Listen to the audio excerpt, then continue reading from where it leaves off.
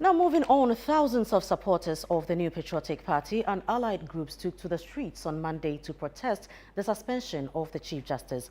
The demonstrators petitioned the acting Chief Justice, the Speaker of Parliament and the President over what they described as an affront to the judiciary. Channel One News' Hans Najiman and Charles Owusukumi report.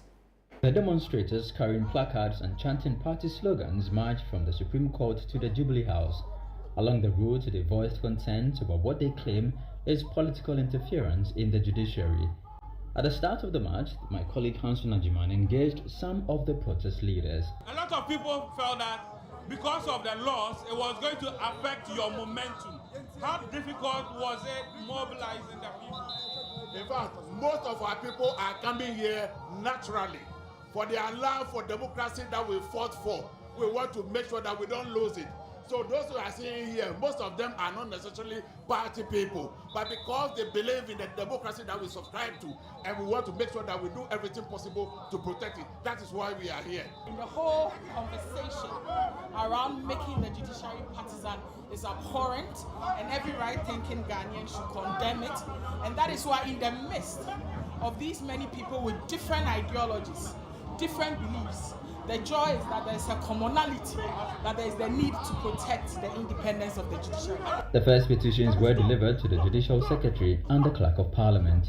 The demonstration remained largely peaceful, with security officers deployed to ensure order throughout the march. In the history of the Fourth Republic, have you ever seen a president removing a Chief Justice and bringing in another Chief Justice? Are you saying that the Chief Justice cannot be subjected to accountability? The Chief Justice can be subjected to accountability. But where do we start the accountability process?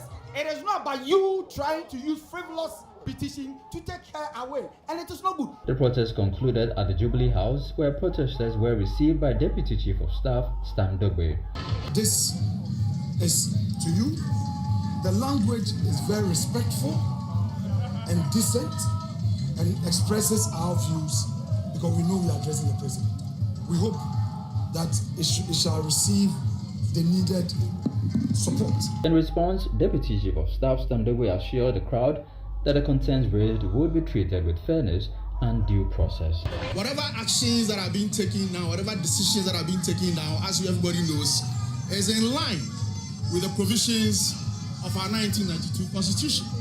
Indeed, before President Akufo-Addo left the presidency, he himself had started a certain process where issues were brought to him about the Chief Justice, and he referred them to the Council of State. Honorable Apenyo Makin addressed the gathering, and he was flanked by Deputy Minority Leader, the Honorable Patricia Pieje, and other members of the NPP, and addressed the people, saying that they will not allow the President to continue with the processes of removing the Chief Justice.